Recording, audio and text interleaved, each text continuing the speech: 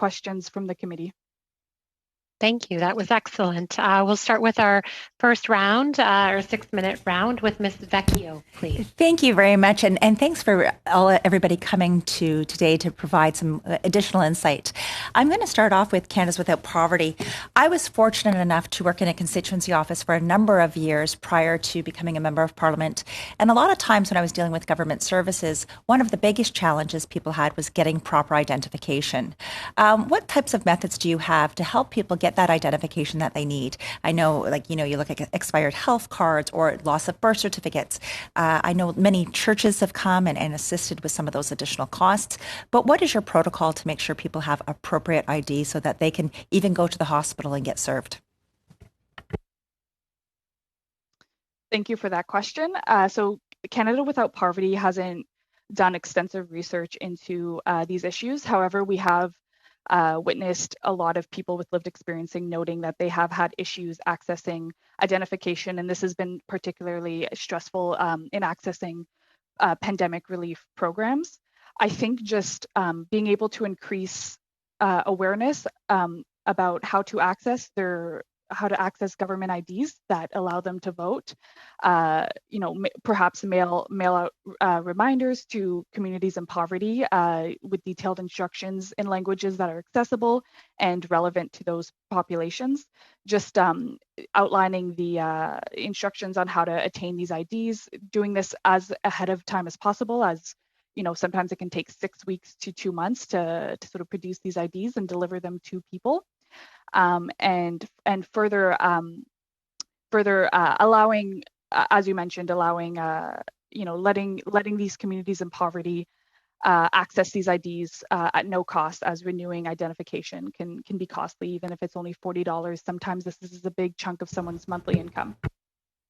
Absolutely, for sure. I remember one time having to get 7 passports just so that my children had some photo ID, and I remember that bill was pretty hefty. And I'm a very, very fortunate person, so I can only imagine if it's kind of getting ID or putting food on the table, that can be very, very difficult. Within the shelter system, and continuing with Canada's Without Poverty, with the shelter system, do you know if there's any framework there that helps trying to get those types of things like identification as one of the priorities? So I know shelter workers can be there to assist people in retrieving their identification if it's been lost, if they've never renewed these identifications. So we have amazing social workers in our shelters that do assist with shelter users in this process.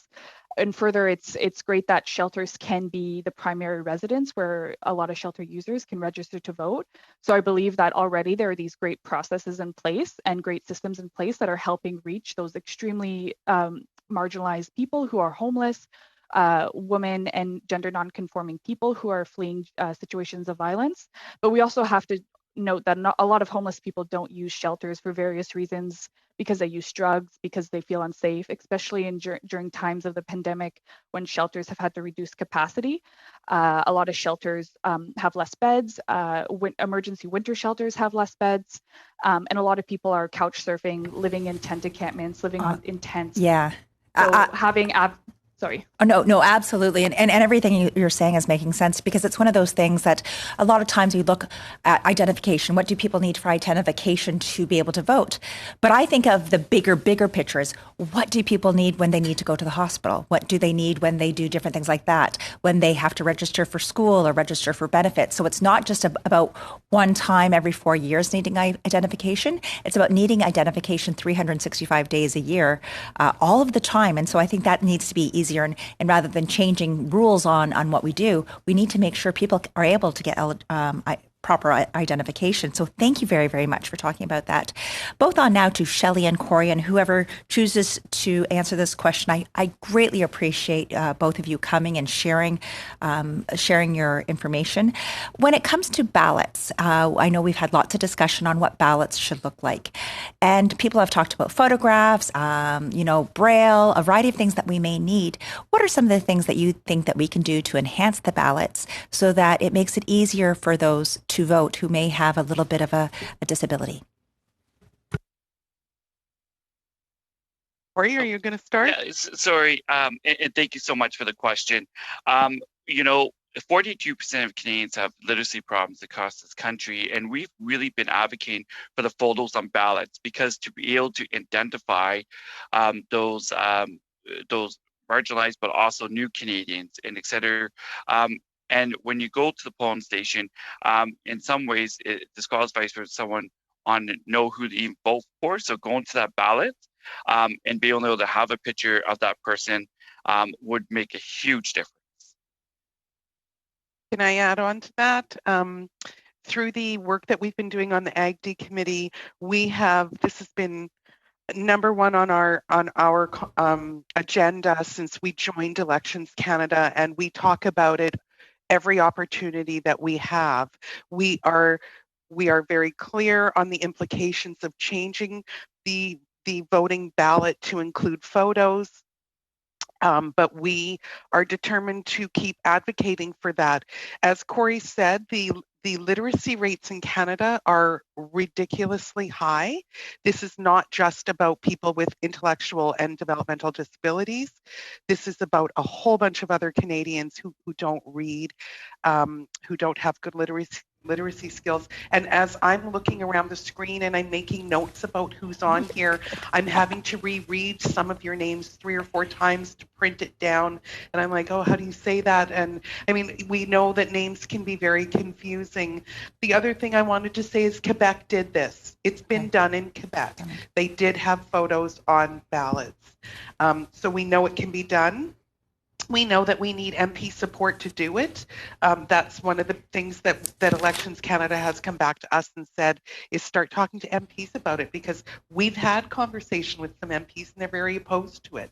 They for a lot of reasons. Thank you. Thank you, Ms. Fletcher. That's all the time we've got. Okay. Mr. Turnbull. Thanks, Madam Chair, and thanks everybody for being here today. It's really incredible work that your organizations do, and I just want to applaud all of the efforts that you make to support Canadians. And I've, actually heard about your organizations for many years and the great work you do. So I have a lot of admiration for you and the work you do. I have questions, of course, as always, but maybe I'll start with People First of Canada. And Mr. Earl, maybe I'll ask you, in terms of the variety of voting options, generally we look at, physical polling locations, and then we've been talking a lot about mail-in ballots. Are there any other voting options that you would like to see this committee consider? Yeah, thank you so much. We really want to make sure that voting is in group homes, institutions, and long-term care homes to be able to have people have that opportunity to vote. As Shelley mentioned earlier, sometimes the challenge in different areas is transportation to get to the voting stations. So if it's more accessible to them, I think is really huge. And Shelley may want to add more on that, but long-term care, group homes, and institutions who really, some of them don't have that as is, would provide that opportunity. Thanks. Ms. Fletcher, do you have anything to add? We've given some thought to the implications or possibilities around telephone voting, where people would call in and have to answer specific security questions that Elections Canada would have. I think we've kind of had some conversations around that, and I think there's lots of barriers that might be in place for people, particularly with literacy issues. They would have to know who the candidates are running in their area, where sometimes if people have an actual physical ballot in front of them, they will just recognize the name or check it or whatever. So no, I don't really think that I have anything else concrete to add to that. Thank you. Okay, thanks. Mr. Noda, what about you? Is there any other options other than mail-in and physical polling locations that you would like us to be considering? Well, I know Elections Canada has done research in exploring online voting, but it's unfortunately just, we're not quite there yet. We're not quite ready to make this secure and accessible. But I think what I've gathered from my engagement with anti-poverty organizations across Canada is mail-in voting is sort of something that we see as breaking a lot of barriers to voting. And then also in addition to having official elections day, just expanding the windows for advance voting for people who know ahead of time that they just won't be able to make this election day. Maybe they haven't got around to requesting a mail-in ballot, but know they can access an advanced polling day. Sometimes these are just short 48-hour windows, but if possible, we can expand these. I think that would also be a great help. Okay, thank you for that. That's great. And maybe I can dive a little deeper on the mail-in ballot process, because we've heard from some other stakeholders that that could be streamlined or improved in terms of, user friendliness and, just usability of it. It's can be challenging at times, I think, for multiple reasons. So Mr. Earl, Ms. Fletcher, would you agree with that? And is there any specific recommendations on streamlining the process of mail-in ballots that you think we could? I know you spoke to pictures on ballots, but is there anything else that you can recommend? Thank you so much. And I want to be perfectly clear. One of the things that, when I even went into elections to even vote, one of the biggest struggles that I actually had is to know the candidate that was running, because I actually had to write it in. And I actually put the name in slightly wrong, and was really concerned that I disqualified. I want to caution that when we do mail-in ballots, there should be some kind of thing about who's running, and not necessarily, as much as we like picture, but something that's easy for voters. Because I can tell you right now, as a voter, I was almost turned off on voting because I actually got really nervous in terms of that I might have messed up. So having a list of those candidates are extremely important. Okay, thank you. Ms. Fletcher, do you have anything Just to to add on to what Corey said, when Corey went to do the pre-vote, he had to write in the name of the person running. It's important that you remember that there's a large part of the people that we're representing today, a very large part, who do not have access to technology. So it's not as easy as jumping on a computer and saying who's running in my riding. That's not a reality for them. So I agree with what Corey's saying. If you're going to do, and again, that's I don't necessarily see that as a job of Elections Canada or of the MPs to make sure that everybody in your riding knows who's running. So I think I would just reinforce what Corey's saying is it's really important in the mail-in vote that people know who's running in their riding. Thank you. Ms. Renaud, do you have anything to add to streamlining the mail-in process? Because it sounds like that's the option that's going to remove the most barriers for the people that your two organizations represent. So can you make any recommendations on how to improve that? Thank you. So from what I understand, as it stands currently, you have to request to cast your ballot by mail. And I'm not too sure what the logistics around this are. I'm sure there's a lot of, administrative deliverables that I am not taking into consideration as I'm not sort of working with Elections Canada, but similar as sort of automatic voter registration, perhaps everyone automatically being able to be eligible to vote by mail, and whether they choose to cast their ballot by mail, they can do so, or they could just recycle that ballot and then vote, or destroy that ballot and then decide to vote in person. I think that could be an option. I understand there might be some logistical issues around that. Oh, I see Ruby with her hand up. Well, no, thank you for that point. But we have to move on to Mr. Terrien for 6 minutes, please. Merci. Thank you very much, Madam Chair. And I'm going to begin by putting a question to Mr. Earl and Ms. Fletcher. I'm very pleased to hear everything you have to say today. Welcome. And one of the first things I'd like to say is congratulations for all the work that you're doing. My second daughter has an intellectual disability, so I truly appreciate that you're defending people like my daughter. I'd like to know how many people approximately you represent in Canada.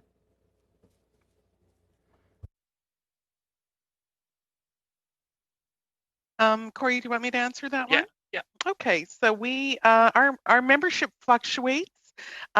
We are currently in every province and territory with the exception of Nunavut. Our Nunavut chapter in Rankin Inlet has closed temporarily, we hope. But we represent approximately between 3,000 and 4,000 Canadians are with intellectual disabilities are members of our organization. Okay.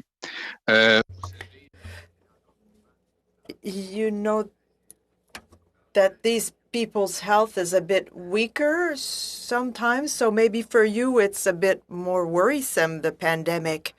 Do you know what is the usual participation rate of these people and what's the prognostic in this pandemic?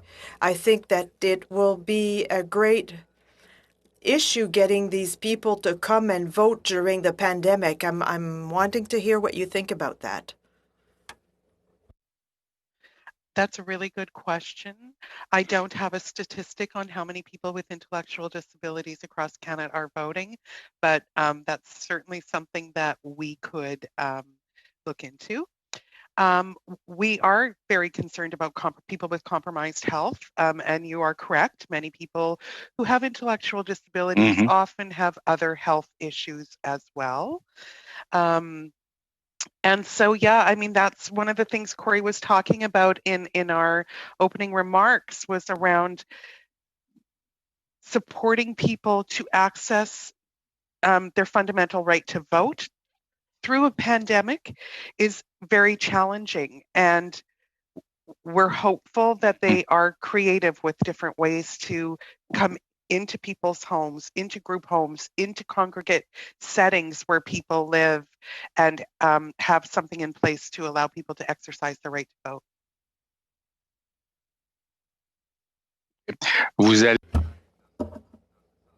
So you're saying 2 16-hour days. I think that having Friday, Saturday is very interesting. And somebody else, Madame Renaud, also said that a weekday and a weekend day is very interesting. For pictures, I was an MP in Quebec City. We tried to get pictures, and it's weird that you were telling us that maybe it was the MPs that were stopping the process, because we were very happy to try to help people to vote with pictures. And I had demanded in 2012, I think, or no, in 1998, because I'm that old, to get pictures of the candidates in the polling stations so that people would recognize us by face. I'm surprised it's not happening at the federal level, and I think that we should exert pressure so that it does happen. I don't know what you think about that. Absolutely. I think photos on ballots is extremely important. And we have met with some MPs to discuss this. And as Shelley had mentioned earlier, the whole thing about picture really threw some of them off. But having that, nevertheless, we are going to continue to advocate for this because we believe it is the right thing to do. If we truly want a Canada where every Canadian votes, then we need to make it accessible. And the people that are really marginalized in this is people with an intellectual disability and developmental disability, who are the lowest rate below poverty than any others, and who are facing the struggle today. So we will continue to advocate for that with all MPs to really get party support. And quite frankly, I think all Canadians, majority Canadians, would support that because you're not just the MP with intellectual disabilities, new Canadians as well would benefit. Just to say to add, oh, sorry, go ahead. Soyez assurés que vous... Be assured that I am your ally. Be convinced about that. I'm with you 100%. Congratulations for all the work you do. I'm very happy to be speaking with you. I'll speak to Madame Renaud now. Madame Renaud, very interesting, the platform, the advanced polling, but 3 days of 8 hours per day voting. You'd rather have 3 days for 8 hours rather than 2 more full days? Is that what I am understanding? Thank you for your question. I think initially, just with talking with people, we thought, why not extend to the weekend voting period to also a weekday for 3 days? That being said, when Shelley mentioned just having a voting day Friday and Saturday, I thought that was actually a very excellent point, especially bringing up the fact that Sunday is a day of worship for many people. So I think that having 2 8-hour periods, one on Friday, one on Saturday, would also work in extending voting accessibility and reducing barriers. So it doesn't, that all to say, originally we said 3 days, but I think Shelley's suggestion is also quite good. Thank you. That's all the time we've got now. Mr. Blakey for 6 minutes. Thank you very much. One of the things we heard in our previous panel is that the best way to mitigate the potential challenges to voting during a pandemic election would be for parliamentarians to work together to try and collaborate in order to avoid an election. And I'm just wondering if our witnesses share the view of the witness in our previous panel who expressed that point of view, or whether they disagree. Daniel, sorry, Mr. Blakey, sorry. Can I ask you to rephrase that question a little bit in a little bit of a more plain language sort of ask so that we could better answer you? Sure.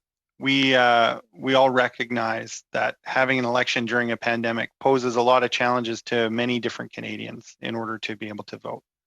And we've heard from some witnesses that the best thing to do would be to have people like me and the MPs at this table find a way to work together as a parliament so that we don't have an election, because the fixed election date in Canada doesn't foresee an election until 2023. So we heard from a witness just now that, you know, we could avoid some of these problems if parliamentarians could find a way to work together and extend the parliament past the pandemic, provided that it doesn't go on for many years. And I'm just wondering if either of our witnesses today, either of your organizations would like to agree or disagree with that recommendation. Thank you for clarifying that. Corey, do you want to comment on that? Absolutely. Thank you, Mr. Blakey. Look, we're in the midst of a pandemic right now. We're in the midst of a COVID crisis in this country. And the least part that people want to head is to the polls right now. And if we are going to have people with intellectual disability, developmental disabilities, then we must get the election process right. And we're not there yet to make sure during the pandemic that people are even ready yet.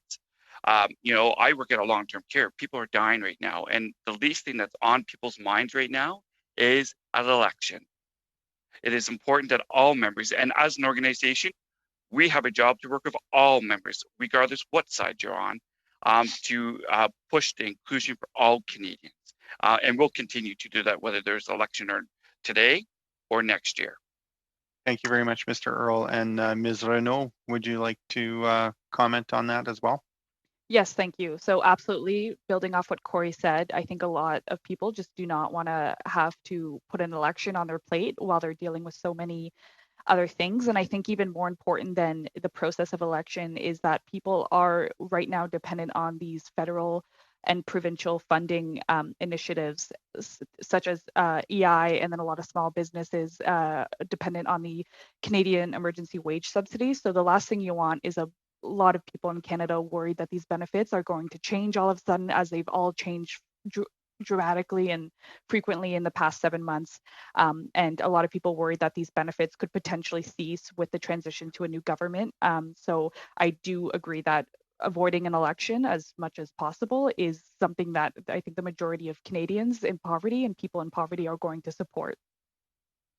Thank you. I wanted also to ask, one of the mechanisms for voting that has been discussed by some of the witnesses we've heard has been voting by phone as a way to try and make voting more accessible to people. We've heard that that's something that was done in the BC election, and I'm wondering if each of you could speak a little bit to the impact that voting by phone might have, both pros and cons, for the people that you're representing at the committee today.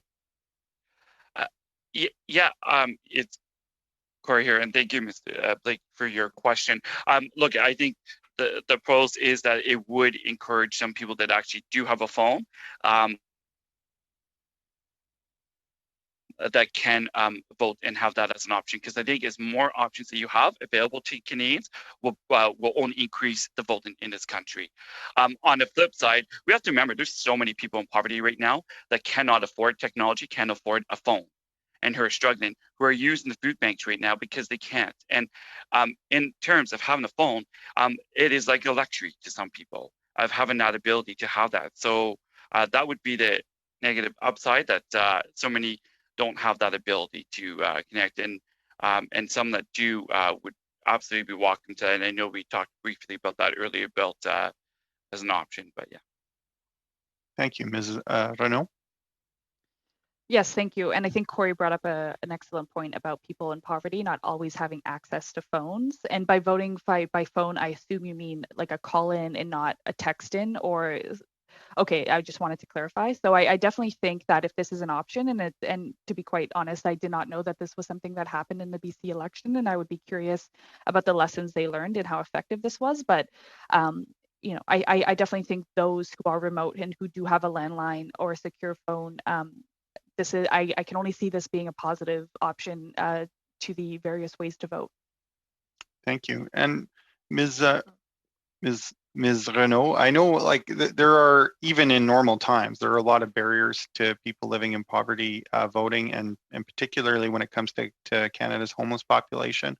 I'm wondering, in the pandemic context, what are some specific things that Elections Canada ought to be thinking about right now in order to, use the shelter network as a way of encouraging people to vote safely? What kinds of things and support that shelter network and other actors who are engaging Canada's homeless population might need from Elections Canada in order to be able to minimize barriers to voting?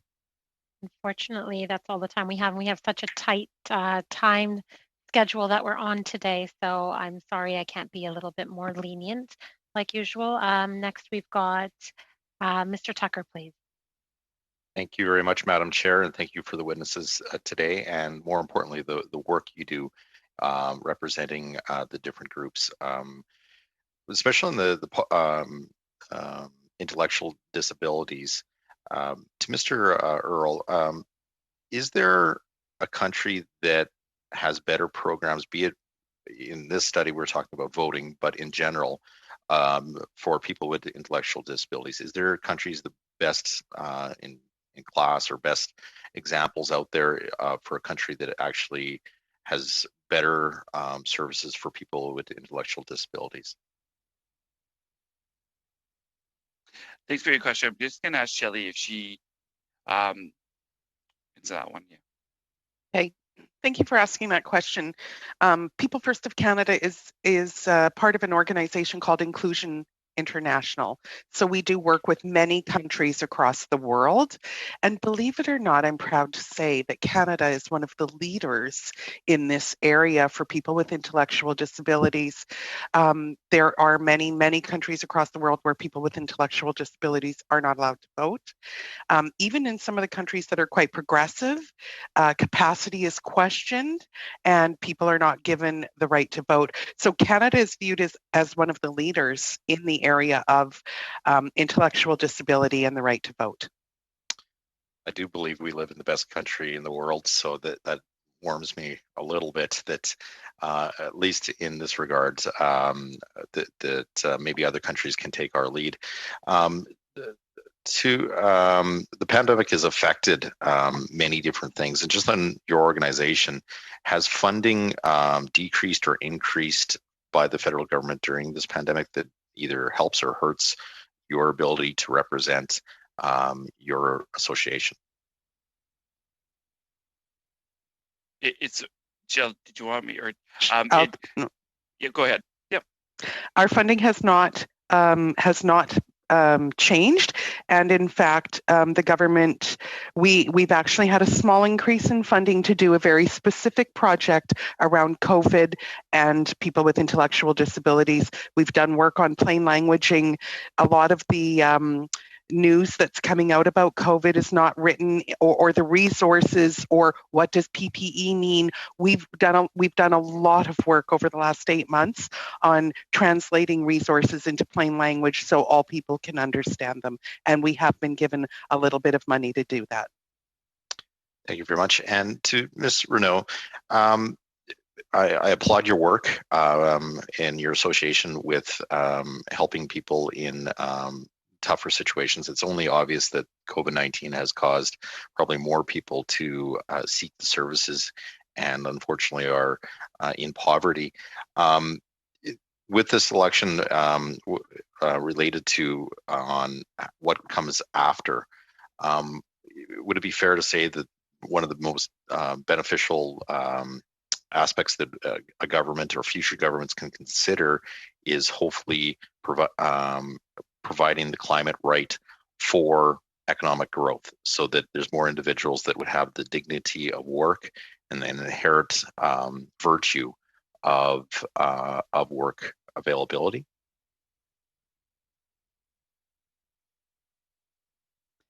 Thank you. So if I'm understanding correctly, you're speaking broader to future government actions just to reduce economic inequality and social inequality, to empower everyone to live in dignity, to live at a dignified level, so that people aren't just getting the bare necessities, but they're living comfortably. And to that, I say absolutely. I think the way we phrase it is not just economic growth, but things like our social security system and our welfare systems meeting. Right now, they're all offering incomes and income payments that are below the poverty line. So just as the federal government working with provinces to better support those provinces to provide dignified income supports and to provide things like housing. I think these are all greater systemic issues that will allow people to not live so precariously and to not live so desperately just to meet the bare necessities. And once those are met and once people can live in dignity, they can better engage in democratic vote processes. They can better engage in things like voting, because they sort of will feel like they have the time and energy to give to voting processes, which take a lot of time to reflect and think critically about. And sure, how much time do I have? That's all the time that you have. Thank you. Next, we've got Mr. Garrettson, please. Madam Chair, I believe Ms. Duncan is going to take my time. Sorry about that. Dr. Duncan, please. Thank you, Madam Chair. And I'd like to say thank you to Mr. Earl, Ms. Fletcher, Ms. Renault. Thank you for the work you do. Thank you for your important testimony today. And Mr. Earl, thank you for the work you do in long-term care. This is not an easy time right now. We appreciate your work. Mr. Earl, I like what you've written before. You said, I want to especially encourage people with intellectual disabilities to vote. It is our right and we should use it. Mr. Earl, what would help your members vote? Please. Thank you so much, Ms. Duncan, and it's so great to see you. And we've crossed paths over the years. We've been a huge champion of pushing the agenda forward. So thank you. Look, what we want truly to have accessible is we have to recognize that in order for people to vote, that we need to make sure that all tools are accessible. And we'll continue to push photos on ballots. We'll continue to make sure that that is an avenue that our members have strongly been supportive. But we will also make sure that, we also want to encourage that many also take the opportunity to also work during an election as well. Give them that opportunity and experience, because it's extremely important when you see so many saying, have you applied for a job? Well, we know so many people that are below the poverty line that would really benefit even the experience of that. And we know we talked about a little bit of about phone voting. That certainly would help. But I'm referring there on that in terms of, I'm curious about how BC handled that, and what the numbers come from that. But mail and ballots, extremely important, but also making sure that we have information that everyone works together to make sure that people have that information on who they know who to vote for and who the candidates are. Because write-in is spelling and all that is very challenging for a lot of our members, and that's why a lot of us have our supporters that will do that. Also, the other thing is that in group homes, etc., when people have support workers that at this point can only vote help one person, it's really important that in group homes and institutions that that support person be able to help more than one person, as so many people across this country who are in isolation don't actually have families or have that support connection. And that would help homeless. That would help, et cetera, having that support aspect. Mr. Earl, it's so good to see you too. I'm very delighted to see you today, and thank you for that. Perhaps I'll ask Mr. Earl and Ms. Fletcher. I know People First of Canada has had Zoom meetings with your members across the country, and I'm wondering what people's experiences are right now during COVID-19, and if you'd like to tell us about that. Absolutely. We just held an event not too long ago called Conversation of Corey. And I can't begin to tell you this struggles people are going through. One of the top of minds right now is the mental health crisis in this country. People are isolated. People are lonely. Just think about all of us at the end of the day. All of us get to go home. So many don't. So many are struggling because they're alone because they have no one next to them. So many have shared their tears, shared their that they just want this whole pandemic to be over. So many have said that they're worried about the holidays even becoming worse for them.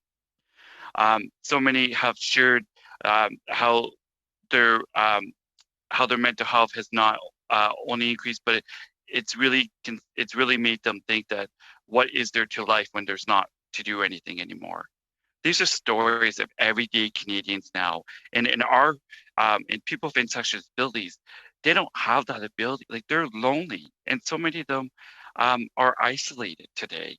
And just think about some people that are in group homes and et cetera, who already feel that as is, but now cannot go and hang out with people that they wish. So when people across the country shared their experience, you can't only begin to say feel hopeless. Because that's what we felt. We felt hopeless because we want to try to help each and every person to have the best quality of life. But this pandemic, and before the pandemic, people's lives were still hanging in the balance because the struggles that they go through only became a lot more severe during the pandemic. So we really need to, yeah. Mr. Earl, I thank you, and they're lucky to have you and the fact that you listen, and we appreciate that. Ms. Fletcher, do you want to add to Mr. Earl's words, please? Sure. I'll just add a quick little, I know your time is running out. We've been actually running doing a project with CAMH, Canadian, sorry, I don't know the acronym. It's about addictions and mental health. The Center on Addictions and Mental Health, and People First of Canada. We're running a class right now. We're doing it's a 6-week session for people with intellectual disabilities around their mental health, how to recognize it, what to do about it, what it feels like, the words to use if you need to go into a hospital. We're doing a ton of great work on that area right now. And the other thing is, like Corey said, this pandemic for our folks has just been so life altering for them. They aren't able, people who live in care are not able to see their families. People who barely make, are we out of time? Yeah, we are. Sorry. Thank you. Monsieur Terrien, 2.5 minutes, sorry. Merci, Madame. Thank you very much, Madam Chair.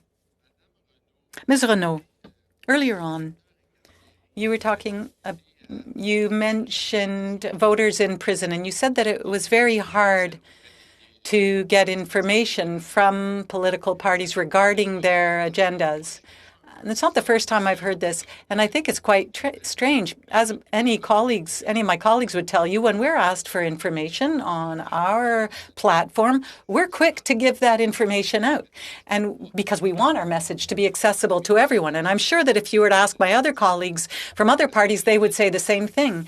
Have you done anything? Have you reached out to political parties for them to communicate further information through media that will make their messages accessible quickly so that people can make the choice they want to make? Thank you. So from what I've researched, and I don't have a lot of expertise in sort of incarcerated voters. But for when I researched that, what they're having trouble accessing is specifically information about their ridings and the MPs in their ridings. So they usually are able to watch national news like CBC National. These are available in common. So these are available in common areas. So they might have an idea of these greater party platforms, but they're having trouble accessing local news media and local MP agendas. And I think it's dangerous to assume everyone understands that you're not just voting for the Liberal Party, you're not just voting for Justin Trudeau, you're voting for your local MP and sort of that whole electoral process. So increasing awareness about this for both people in prison and incarcerated and low-income people, just increasing that information and understanding how that election process works, and that you're voting for an MP and perhaps maybe your MP who isn't running for a party that you would prefer is a better candidate for what you need in your area. So that's what I was speaking to, is just being able to understand election processes and getting that very localized information.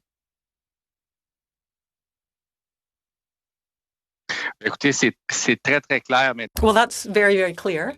And I think that we need to find a way to provide information. I'm sure I don't have much time left, but for Mr. Earl and Ms. Fletcher, quickly.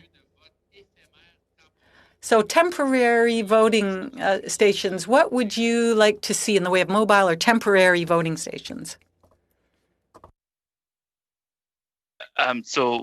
As we've indicated, we like pop-up stations in long-term care homes, group homes, in institutions, such as they do at universities. And a quick summary of that. Thank you. That's excellent. No, I gave you some leeway there, Monsieur Terrien, because I know translation, takes a little extra time. Merci beaucoup, Madame la Présidente. Thank you, Madam Chair. Thank you, Ms. Renault.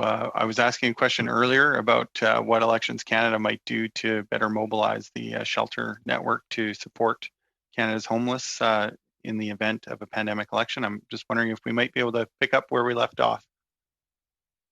Thank you. So I think I spoke briefly to this earlier, that shelters have had to reduce capacity. So you actually are seeing less shelter users, so less people who are homeless who are being able to access resources, who are having daily interactions with social workers in shelters. So I think using shelter workers and using these networks to also reach out to advocates, homelessness advocates who are very grassroots, who work in encampments, who help fundraise to provide basic necessities to encampment residents, using them to give them information that is accessible, offered in different languages, offered in Indigenous languages, letting them disperse to those people who are living on the streets, because sometimes a lot of homeless people are actually feeling safer on the streets than in shelters from spread of COVID.